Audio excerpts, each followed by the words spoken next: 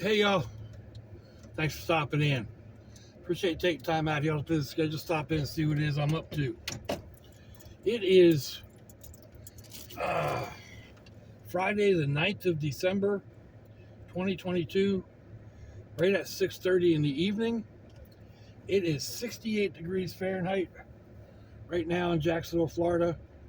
Humidity is at 84%, 20 degrees Celsius. I just decided to get out of the house for a little bit. Have to go to the store, so we'll figure out a roundabout way to get there. I think, or I've got a roundabout way to get there.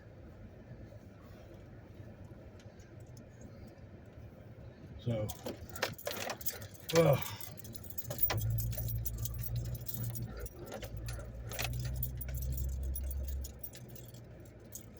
anyhow, let's see. I had a couple things in mind to talk about. Now, most of it's slipped from my mind. I just watched a Threads Coffee video, and he was talking about words that people misuse or have been misappropriated. Prepping is one. People have so many different understandings of what prepping means, and what are you prepping for? Are you prepping for a storm? Are you prepping for, a cataclysmic episode, the end of the world? Sometimes people just need to prep in case, they lose their job or there's a major snowstorm and you can't get to the store to, get food. One of the other terms that I think is misused a lot is stealth camping. Especially when you're talking about people that live in their vans or, in a car, and they think it's stealth camping, to park in a neighborhood or in a parking lot, and you're not standing out, like you're not getting out, putting your awning out, setting up your tables and chairs. You're there to sleep, but is it really stealth? Stealth is like being unobservable. And I mean, here in these cases, you're not unobservable. People can still see you. Nosy Nelly and Tattletale Tom, they're all out there walking around, and they know you're parked in the neighborhood. They're liable to call, and any law enforcement officer that doesn't realize your vehicle is out of place in his patrol area isn't doing his job. I mean, let's be serious. So, yeah, I don't think stealth is used properly in a lot of instances.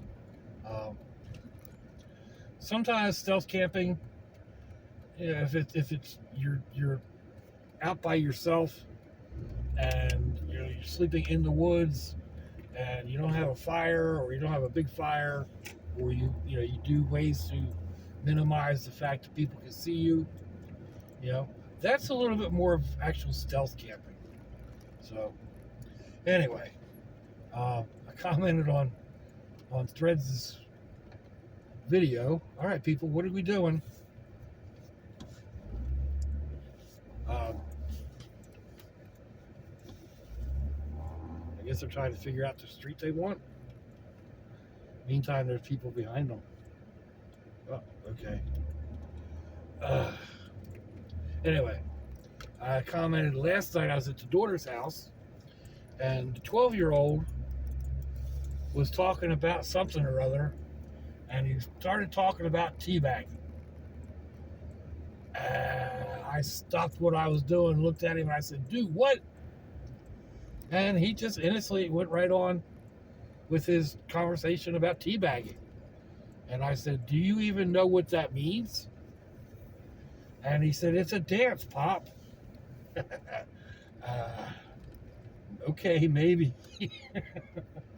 I think everyone out there really knows what it is.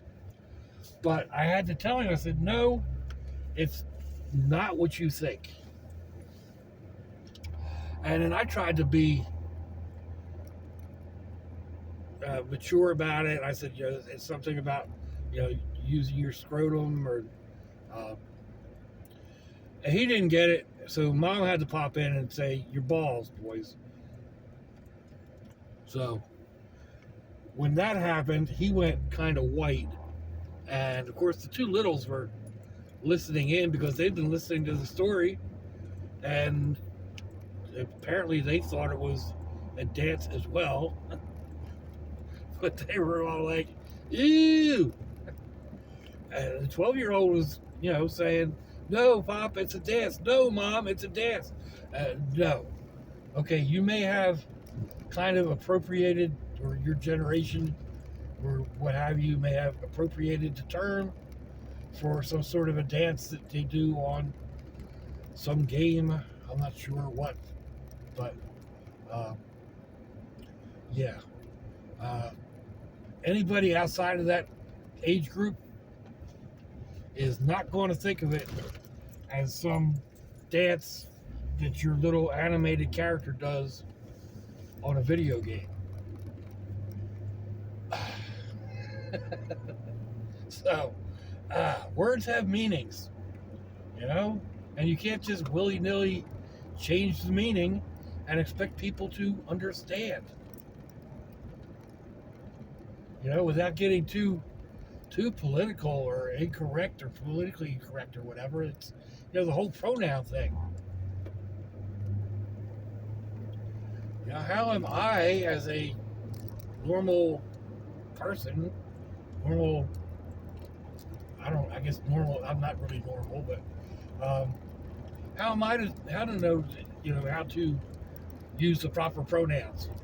Unless you have it, stamped on your forehead, or, you wear it on your name tag or something. Um, of course, I try to not use pronouns because it can be um, misunderstood, mistaken,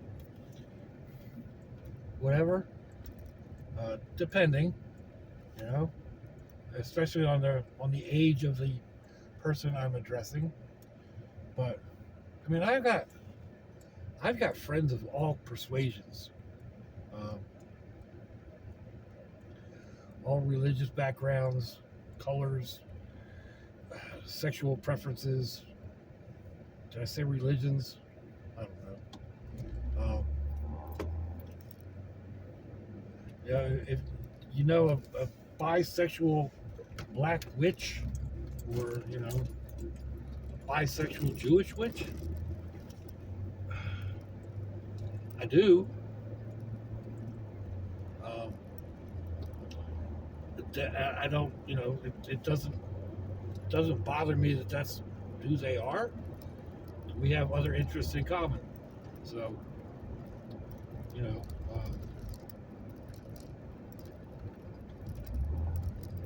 I have friends that just they walk to a different beat. Sometimes that's a different sexual beat. Sometimes it's just a different beat, and they are totally wacko, and they know it. And hey, I mean, I'm not far off of that designation either. So maybe that's my pronoun. I'm wacky or whacked, or So anyhow, that could go places I don't need it to go. But I'm probably going to. I kind of remember one of the other things I was talking about, and I'm probably going to repeat it tonight in another video, because tonight is Fired Up Friday and do a coffee and whatnot. And I'll probably do that when I get home. I mean, I know it seems late, but it's only 6:30. I've been up for about 3 hours, I think. I don't know. I went to bed, purposely went to bed earlier last night because I hadn't slept well the night before. And so I went to bed, I don't know, like a half hour earlier or whatever than normal. But then I slept until almost 2, and then thought, now I'm just going to lay back down for a minute before I go make my coffee. And it was after 3:30 before I actually got up. So I think I snoozed back off. I don't remember a whole lot between climbing back into bed after the bathroom and waking back up at like 3:20 something. But anyhow, another thing Threads did on his coffee video is use the Folgers single brew. That I swear by them. Once I found those, I was done buying the other types of coffee and fumbling with making a coffee up in the morning. And it's so easy. It makes such a nice, rich cup of coffee. I'm no aficionado.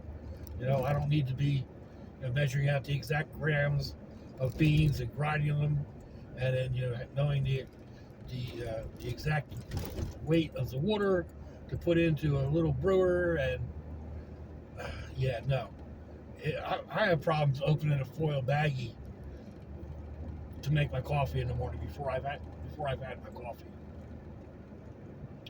So the Folger brew bags work for me. Some of you have been around long enough to know that I discovered them for me back when the old miss was sick and hospital coffee was nasty. And sometimes you're in the hospital for 18, 20 hours. So I saw those on the shelf, tried them, and fell in love. The longer you leave it in, the stronger it gets, to a point where you can make some pretty good fire watch coffee, or command post coffee, or whatever you want to call it. Super dark, super rich. So I carry them all the time. I've got several in every one of my go bags, and my daily bag, and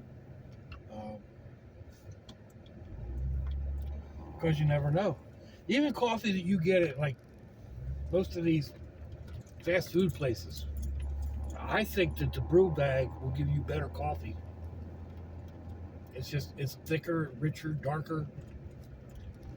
So, and I can brew it up on a stove, brew it up over an alcohol stove or over candles, on my gas cookers. It's super easy to pop it in the microwave. Throw it in my mug, put it in the water, pop it in the microwave for 3 minutes, let it sit for a couple minutes, add a little bit of honey, and I'm done good. So maybe an ice cube.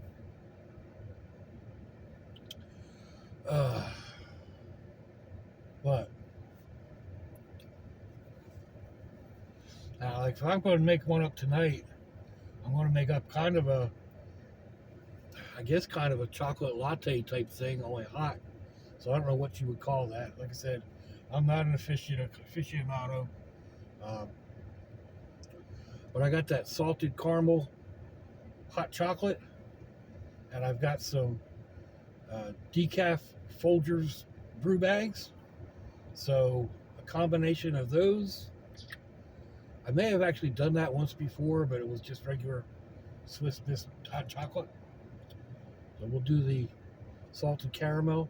And right now I'm on my way to the store for a couple of items. Bread being one of them. I don't know if I'm going to actually end up getting bread there or not, because it is expensive.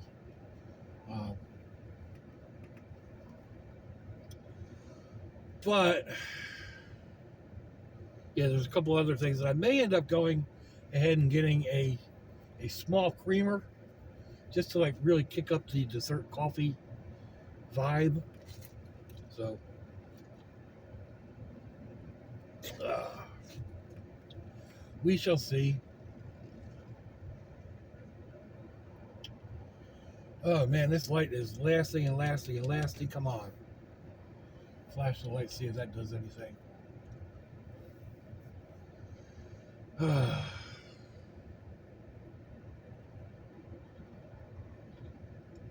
Don't hit me. My gosh, you're coming up quick. Alright. Oh. You have to be careful. You keep your eyes open on the road and whatnot. I found this past week, or not this past week, in the past couple of weeks, like the past month or so, even though it's not like the actual designated month, like the past 3 or 4 weeks, I found that little flashlight, which was a, people say it's an O light. Okay, that works for me. That's new. They run about $30. And then I found that emergency radio flashlight with the little crank handle on it, and they sell from $40 to $60, and that just had a little bit of road rash on it. And then I found that saw, and that sells for like around $130 without the battery. I think it may come with the battery. I don't know, but either way, it's $130. And granted, it's not new, but I could probably pawn that for $75. So I'm figuring, just by keeping my eyes peeled, I found somewhere between $100 and $200 worth of stuff.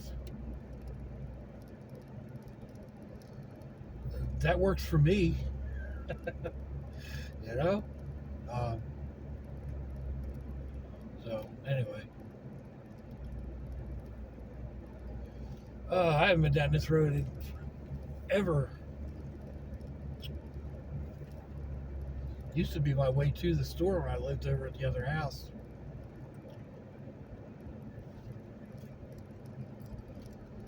It hasn't really changed. Maybe a few more buildings in the industrial park. I think they put another road through to the college maintenance facility.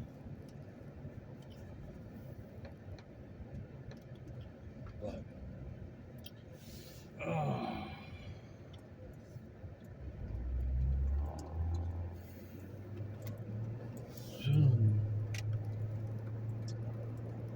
that was the other thing. That song going around about I Know Victoria's Secret. Sassy was singing that last night. She got my phone, and it was a video that she was watching, and she like was scanning all through it, singing to it, and I was like, girl, if you'd found out any sooner, you'd have still been in diapers. But anyway, the things I find about that song, I mean, okay, maybe Victoria's Secret was founded by an old man. Maybe he did live in Ohio. I don't know. Doesn't matter. But then they go on to say that he's making money off of girls like them. I guess. But for me, or at least my experience, guys are the ones that are usually buying that stuff. Usually embarrassed, going in talking to a sales agent who doesn't look anything like the person they're trying to buy it for. And, they're buying it, and so, who are they making the money off of? I know I've spent a couple dollars in there. So,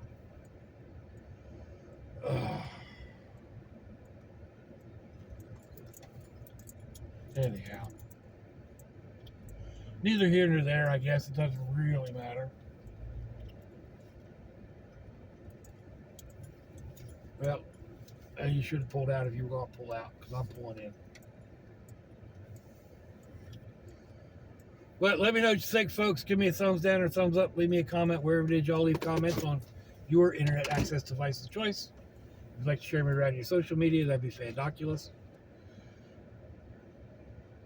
If your loved ones are nearby, give them a kiss and a hug. If they're not, give them a call. Hit them up on Facebook. Let them know you think about them. Let them know you love them. We ain't promised tomorrow, people. We ain't promised our next breath. So I see y'all again. I hope you have a fandoculous day. It's lots of y'all.